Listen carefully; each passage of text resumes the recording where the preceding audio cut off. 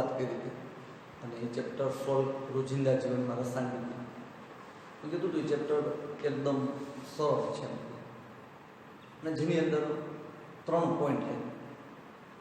જે 3 પોઈન્ટમાંથી આપણે એક ત્રીજો પોઈન્ટ જેને આપણે કીધું હતું સફાઈ કરતા પદાર્થ, જેની શરૂઆત કરેલી છે.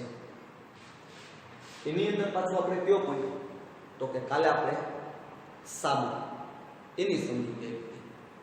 તો આજે બીજો પોઈન્ટ શું છે તો કે સંશ્લેષિત પ્રક્ષાલક, જેને ડિટર્જન્ટ કહેવાય. બંનેનું કામ સપાટી પરથી ચોટેલા મેલને દૂર કરવાનું છે. તો સંશ્લેષિત પ્રક્ષાલકોમાં શું તો કે એનું વર્ગીકરણ આપણને મુખ્ય એનું વર્ગીકરણ શું છે તો કે સંશ્લેષિત પ્રક્ષાલકોનું વર્ગીકરણ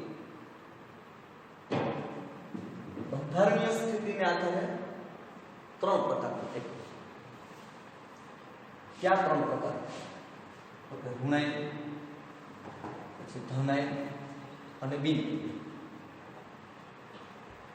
આમાં ઋણાયન કોને કહેવાય તો કે જે પ્રક્ષાલકો એના બંધારણમાં ઋણાયનીય સ્વરૂપમાં હોય, બંધારણમાં ઋણાયનીય સ્વરૂપમાં હોય છે તેને ઋણાયનીય પ્રક્ષાલક કહે છે. કોણ ઋણાયનીય પ્રક્ષાલક તરીકે કોણ તો કે ઋણાયનીય પ્રક્ષાલક તરીકે લાંબી શૃંખલાવાળા આલ્કોહોલ અથવા પ્રવાહ હાઇડ્રોકાર્બન ના સલ્ફોનેટેડ સોડિયમ ક્ષાર. તો આપણે આવા પ્રક્ષાલકોનું બનાવટ ના સમીકરણ અહીંયા લખીએ તો જે આપણે સમજવું પડશે બનાવટ જે છે એના સમીકરણ આપેલા છે તો એને આપણે અહીંયા સમજવું. બનાવટ લાંબી શૃંખલાવાળો આલ્કોહોલ એટલે કેવી રીતે તો કે તમને આલ્કોહોલનું સૂત્ર ખબર હોય તો આપણે કેવું આલ્કોહોલનું સૂત્ર લખ્યું તો કે નામ લખીએ CH3CH2OH. તો તમારે શું કહો છો તો કે CH3CH2OH એટલે ઇથેનોલ.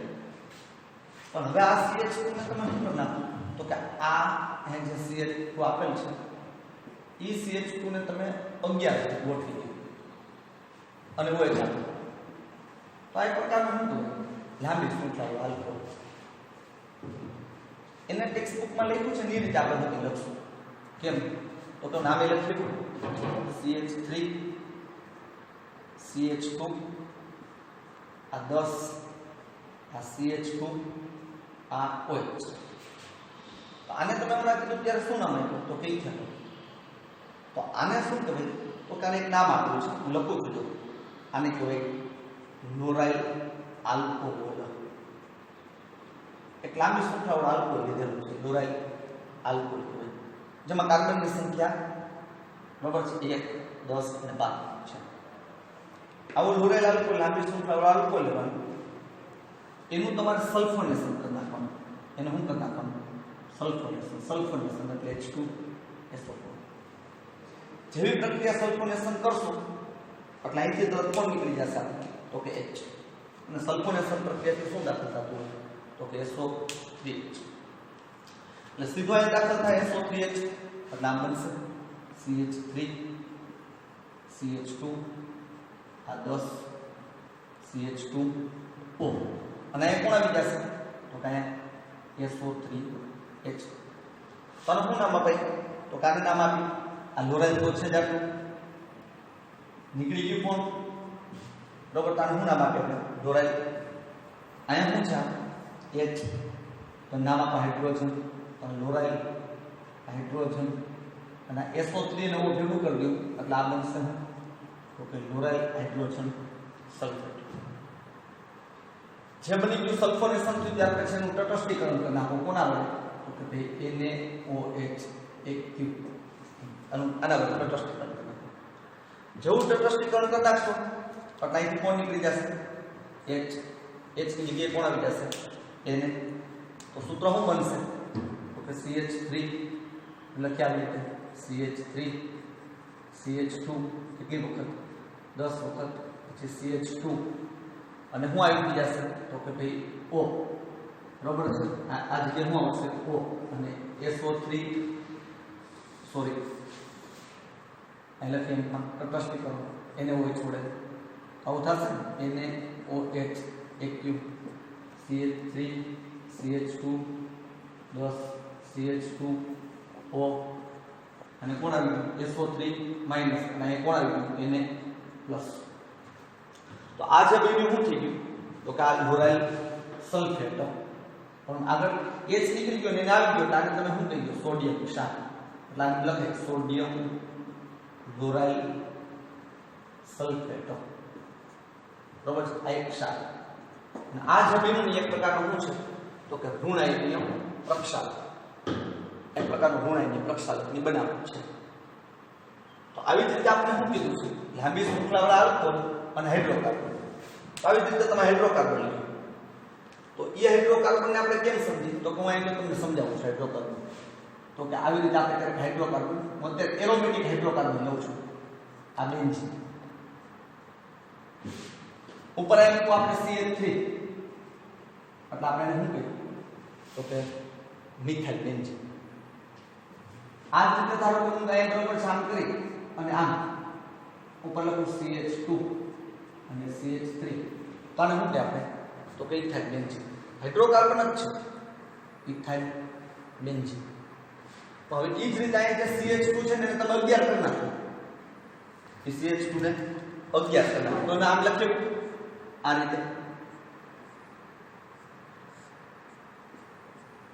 આમ લખીએ કે આ CH2 કેટલી વખત 11 અને આ CH3 ઇથ્યુ ટોટલ આમે 12 કાર્બન આમે 12 કાર્બન આ એક પ્રકારનો હાઇડ્રોકાર્બન કહેવાય અને આને નામ શું આપે તો કે કાર્બન કેટલા 11 ને 12 11 ને 12 તો ને કહેવાય બરોબર છે આપણે 12 એટલે ડો ડીકેન કહેતા હોય તો ડો ડીકેન એની ઉપરથી અમે લખી દઈએ ડો ડેકાઇલ હું લખી દઈએ ડો ડેકાઇલ અને આ શું છે બેન્ઝીન હું તમને એક સૂત્ર ખાલી સમજાવું છું કે હાઇડ્રોકાર્બન લાંબી શૃંખલાવાળો હાઇડ્રોકાર્બન એટલે હું તો લખું છું ડો ડેકાઇલ બેન્ઝીન એક તમને નોંધ કહી દઉં ટેક્સ્ટ બુકની અંદર અહીંયા સામાન્ય ભૂલ ડેસાઇલ લખેલું છે એ ખોટું છે એટલે ડો ડેકાઇલ બેન્ઝીન એવી રીતે આમાં કરી નાખો તો આમ સલ્ફોનેશન એટલે આપણે આમ પાછું સલ્ફોનેશન કરશું H2SO4 સેમ એવું જ બનશે અહીંયા પેરાસ્થાન ઉપર ક્રિયા થાય આ પેરાસ્થાન કહેવાય બેન્ઝીનનું ત્યાંથી H નીકળી જશે એટલે આવું બનશે પાછું ત્યાં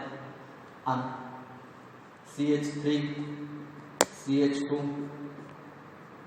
11 આ બેન્ઝીન ઉપર 10 અને એક CH2 ના ભાગલા પડ્યા છે આવી રીતે ચાલે અને શું આવી જાય SO3H તો આને આપણે નામ આપ્યું છે ડોડેકાઇલ અને બેન્ઝીન પર SO3H હોય તો બેન્ઝીન સલ્ફોરિક એસિડ તો આને ખાલી વાટલું લખું છું તમે સમજી જાજો ડોડેકાઇલ બરાબર આ લખી નાખો ટૂંકમાં BSA એટલે બેન્ઝીન સલ્ફોરિક એસિડ એવી જ રીતે તમારે શું કરી નાખો તો કે NaOH આ NaOH એક્ટિવ તટસ્થીકરણ કરી નાખો તો સેમ આઉટ થઈ જશે અને પેરાસ્થાનમાં કોણ આવી જશે આમ લખી દઈએ આપણે હું આમ લખું છું ધ્યાનમાં રાખજો છે CH3 આ CH2 11 આ બેન્ઝીન અને તરત જ એક SO3L દુનિયા શું છે SO3 માઈનસ અને Na પ્લસ આ રીતે લખી ગઈ આ જે બની ગયું શું બની ગયું બરાબર છે આલ્કાઇલ કેરિયરમાં આપણે ચોક્કસ નામ આપી ડોડેકલ ચાર સમૂહ થયો ને એટલે આલ્કાઇલ એટલે આને શું આપી દીધું તો કે સોડિયમ ડોડેકાઇલ બેન્ઝીન સલ્ફોનેટ તો આ એક પ્રકારનું આ શું બની ગયું તો કે ડિટર્જન્ટ એક પ્રકારનું પ્રક્ષાલક બન્યું કેવો પ્રક્ષાલક છે તો કે ઋણાયનીય પ્રક્ષાલક આ ઋણાયનીય પ્રક્ષાલક ની બનાવે અને આ પ્રક્ષાલક એટલે એનો ઉપયોગ ક્યાં થતો હોય તો કે મેલયુક્ત કરવો તો સામાન્ય રીતે આ પ્રકારના પ્રક્ષાલકનો ઉપયોગ ક્યાં થાય છે તો કે આનો ઉપયોગ એક આપણે લખીએ તો કે ખાસ કરીને એનો ઉપયોગ ઘરગથ્થુ વપરાશમાં અને એક આ પ્રક્ષાલક એક ટૂથપેસ્ટ ના ઘટક તરીકે આ લખીએ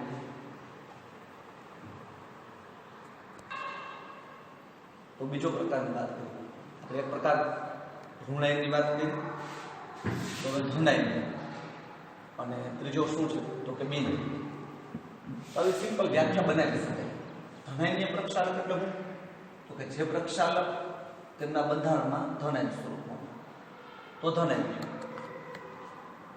ધન કે ઋણ સ્વરૂપમાં હોય જ નહીં, તેના સ્વરૂપમાં હોતા નથી તો બિન આનું એક્ઝામ્પલ શું છે તો કે એમાં સંયોજનો ના એસિડ ક્લોરાઇડ અથવા બ્રોમાઇડ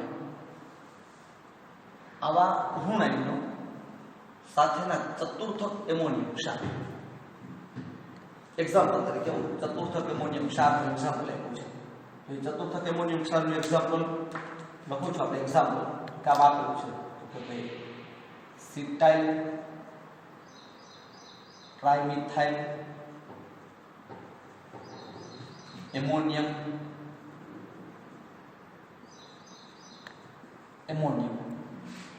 અને બ્રોમાઇડ આ એક જાણીતો અને અગત્યનો ધન આયનીય પ્રક્ષાલક છે. સૂત્ર આપણે બનાવ્યું તો એમોનિયમ એટલે શું લખ્યું એક એનું બંધારણ બનાવટ નહીં એનું સૂત્ર તો કે N. ટ્રાઇમિથાઇલ એટલે શું તો કે CH3 આ CH3 અને CH3. સિટાઇલનો મતલબ થાય લાંબી હાઇડ્રોકાર્બન શૃંખલા અને જેમાં 16 કાર્બન એટલે આવી રીતે લખવું થાય એટલે CH3 CH2 કેટલી વખત 16 એનું પરમાણુ આવી જાય પ્લસ એટલે આને કહેવાય બરાબર છે એમોનિયમ સિટાઇલ ટ્રાઇમિથાઇલ એમોનિયમ આ ધન આયન ભાગ કહેવાય અને પ્લસ બાજુ ઇન્ટુ બાજુમાં તો કે બ્રોમાઇડ Br માઇનસ આ એક પ્રકારનું ધન આયનીય પ્રક્ષાલક.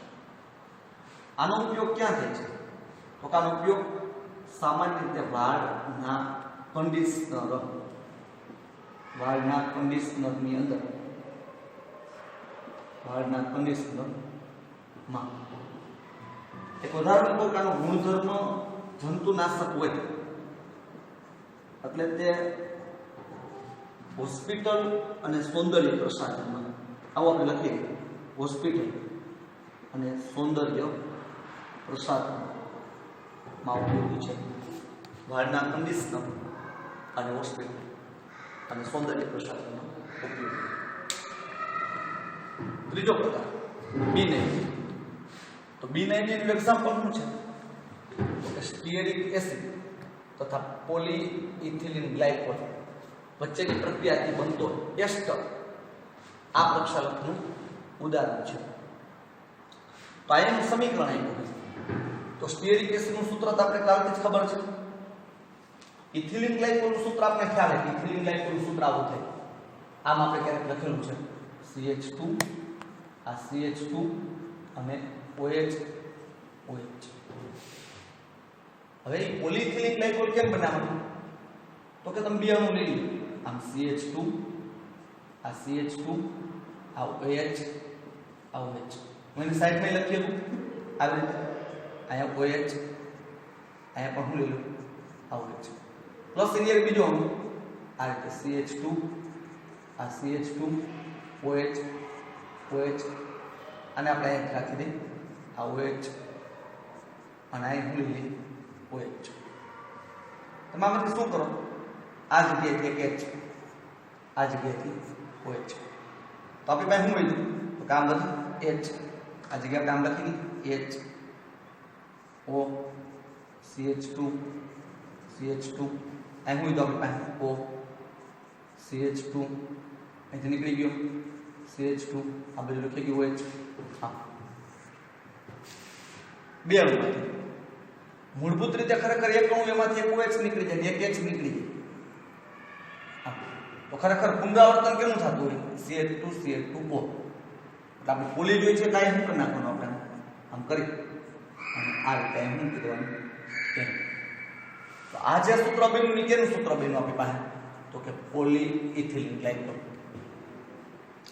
એક સૂત્ર તો આપણે આવડે જ છે પહેલેથી કેનું તો કે સ્ટીઅરિક એસિડ જે આપણે કાલે સ્ટીઅરિક એસિડનું સૂત્ર આપણે સમજ્યા હતા એને શું લખ્યું છે આપણે તો કે CH3 CH2 કેટલી વખત 16 ને શું લખાય COOH આ સ્ટીઅરિક એસિડનું સૂત્ર. હવે હું કરી નાખું તો કે આમાંથી આ સૂત્રમાંથી OH અને આમાંથી H એટલે માઇનસ શું થઈ ગયું આપણી પાસે H2O -H2O દર્શાવી દે તો વધુ આપણી પાસે તો કે CH3 CH2 કેટલી વખત 16 અહીંયા CO અહીંથી કોણ O આ બાજુ કોણ તો કે CH2 CH2O અહીં હું લખી નાખશો આપણે N અહીંયા કોણ તો કે CH2 CH2OH આ શું થઈ ગયું તો એક પ્રકારનું એસ્ટર આ શું છે તો કે આ જે એક પ્રકારનું એસ્ટર બન્યો ને એ એક પ્રકારનું શું છે તો કે બિનાઇન્ય પ્રક્ષાલક છે આ બિનાઇન્ય પ્રક્ષાલક અને જેનો ઉપયોગ ક્યાં થતો હોય તો કે સામાન્ય રીતે વાસણ ના સફાઈમાં પ્રવાહી પ્રક્ષાલક તરીકે વાસણ બરોબર એની સફાઈ પ્રવાહી પ્રક્ષાલક તરીકે ઉપયોગી છે વર્ગીકરણ પૂરું કર્યું એના પછી બીજો પ્રશ્ન પ્રક્ષાલકનો જૈવ વિઘટનીય પ્રક્ષાલકો અને જૈવ અવિઘટનીય પ્રક્ષાલકો એટલે જૈવ એટલે તો કે ખરેખર સજીવ તો જે પ્રક્ષાલકનું સજીવ દ્વારા વિઘટન થતું અને અવિઘટનીય એટલે મતલબ જે પ્રક્ષાલકનું જીવ સજીવ દ્વારા વિઘટન થતું નથી જેમ કે બરોબર છે એ પેલા પ્રક્ષાલકના બરોબર છે આપણે હમણાં ઉદાહરણ ઋણાયનીય પ્રક્ષાલકના બે ઉદાહરણ જોયા ક્યાં ઋણાયનીય પ્રક્ષાલકમાં તો આમ લખું છું અત્યારે આ ઋણાયનીય પ્રક્ષાલક તો ઋણાયનીય પ્રક્ષાલકમાં આપણે શું ઉદાહરણ લખ્યું ઋણાયનીય પ્રક્ષાલકમાં તો કે એક આવું સૂત્ર આપણે બનાવ્યું CH3 CH2 10 આ CH2O અને SO3 માઇનસ અને Na પ્લસ એટલે આપણે નામે કીધું ક્લોરાઇલ સલ્ફેટ સોડિયમ બરોબર છે ક્લોરાઇલ સલ્ફેટ એકા બીજું આપણે શું બનાવ્યું તો કે આ રીતે CH3 CH2 11 બરોબર છે આ જ રીતના છે પણ સીધું ડાયરેક્ટ 11 લખ્યું છે અને કોની સાથે તો કે બેન્ઝીન આ બેન્ઝીન સાથે અને આયા કોણ તો કે SO3 અને Na હું તમને એ સમજાવવાનું નામે આપ્યું આપણે આને શું કીધું આલ્કાઇલ આલ્કાઇલ એટલે કોણ છે 12 કાર્બન એટલે એને કહેવાય ડો ડેકાઇલ ડો ડેકાઇલ ડો ડેકાઇલ આ શું છે તો કે બેન્ઝીન ડો ડેકાઇલ બેન્ઝીન સલ્ફેટ ડોડેકાઇલ બેન્ઝીન સલ્ફોનેટ તમને કહું ડોડેકાઇલ બેન્ઝીન સલ્ફોનેટમાં આ CH3 CH2 11 આપણે કાંઈ નથી લખતા એટલે એનો મતલબ એ ને અહીંયા આ ડોડેકાઇલ એટલે 12 કાર્બન છે ને એ આમ N હોય N એટલે નોર્મલ હોય સરળ શૃંખલા તો એ જ વસ્તુને આપણે શું કરીએ ખબર છે આ સૂત્રને એમની જગ્યાએ અમુક તમને ઉદાહરણ સમજાવું જોઈને આઈસો લખી નાખીએ આપણે આઈસો તો આ જે કાર્બન હોય ને એ શાખામાં આવી જાય એક્ઝામ્પલ તરીકે લોકો શાખામાં આવી જાય બરોબર છે જે કાર્બન ટોટલ છે એમાંથી એક શાખા મૂકતા જ વચ્ચે આમ કાર્બન હોય 1 2 3 4 5 6 અહીં તેને શાખામાં એક આ 2 આવી રીતે શું બની ગઈ તો કે શાખામાં આવી ગઈ અત્યારે આપણે આપણી છે શું આપી ગઈ તો કે નોન પણ જો આઈસો લઈ લેવાનું તો શાખા હશે આ જે 12 કાર્બન છે શું થઈ જશે તો કે એની વચ્ચે શાખા પડી જશે તો બે પ્રકાર આમાં બને તો મેં તમને પહેલા બે ખાલી સૂત્ર સમજાવ્યા જૈવ વિઘટનીય એટલે શું તો જૈવ વિઘટનીય એટલે જે પ્રક્ષાલકોમાં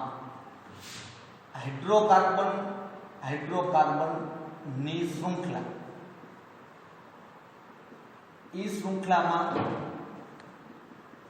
શાખા ન હોય અથવા એમ કહીએ કે બિન શાખિત હોય અથવા કેવું તો કે ભાઈ બિન શાખિત હોય તો બેક્ટેરિયા જેવા સૂક્ષ્મ જીવો દ્વારા તેનું સરળતાથી વિઘટન કરી શકાય જે વિઘટનીય પ્રક્ષાલક કહે છે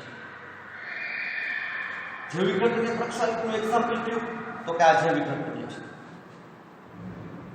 એ જ રીતે આ પણ જે વિઘટનીય ક્યારે તો કે N.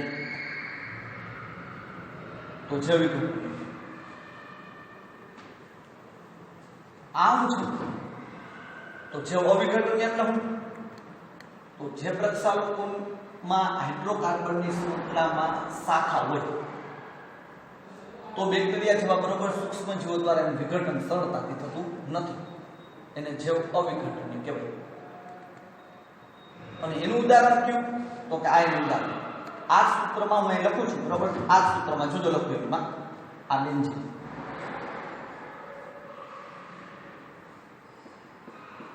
અહીંયા કાર્બન 1, આ 2, આ 3, આ 4, આ 5, એમ કોઈ એક આ રીતે લખ્યું 2, એમ કીધું આ 3 એકાંતર અહીંયા, બરોબર છે? આ કાર્બન કેટલા થયા ભાઈ? 1, 2, 3, 4, 5, 6, 7. હજી એક કાર્બન આવી રીતે અને શાખા મૂકી ગયું. ટૂંકમાં શાખિત હોય.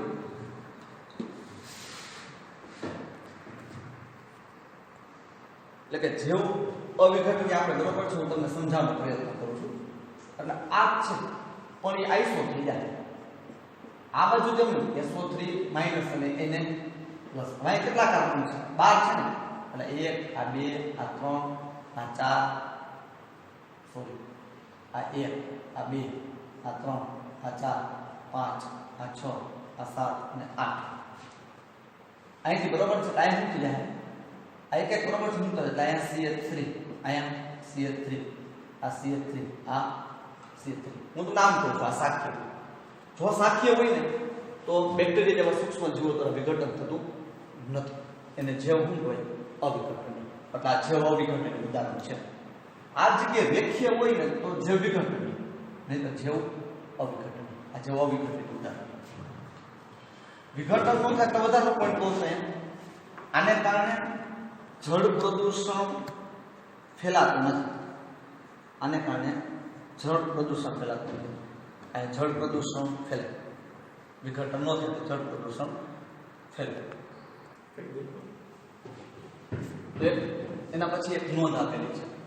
સંશ્લેષિત પ્રક્ષાલક નરમ અને કઠિન બંને પ્રકારના પાણી સાથે વાપરી શકાય. કારણ કે તે કઠિન પાણી સાથે પણ ફેમ ઉત્પન્ન કરે છે, એટલે કે દ્રાવ્ય અવક્ષેપ આપે છે. જ્યારે સાબુ એ કઠિન પાણીમાં ફેમ ઉત્પન્ન કરતો નથી, એટલે અદ્રાવ્ય અવક્ષેપ આપે. MCQમાં ઉપયોગી બનશે. એવી જ રીતે સ્વાધ્યાય MCQમાં ઉપયોગી બને એ માટે લખાણ સંબંધિત પ્રશ્નો અને સ્વાધ્યાય તૈયાર કરો. છેલ્લો મુદ્દો આ પોઈન્ટની અંદર આખા પોઈન્ટમાં એક તફાવત આપો. સાબુ બે આપણે પોઈન્ટ સમજાતા અને સંશ્લેષિત પ્રક્ષાલક.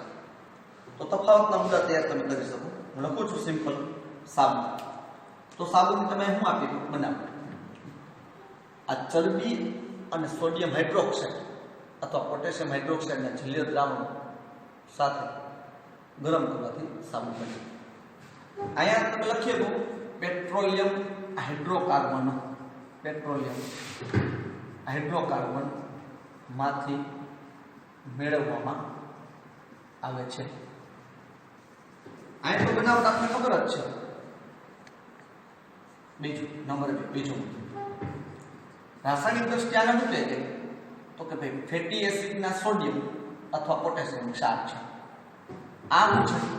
તો કે તે કાર્બનિક સલ્ફોનિક એસિડ નો સોડિયમ ક્ષાર છે. ત્રીજો આની અંદર શું હોય? તો કે બંધ COON સમૂહ. અહીંયા શું હોય? તો કે ભાઈ બંધ SO3Na સમૂહ. અહીંયા શું થાય? તો કે આ કઠિન પાણીમાં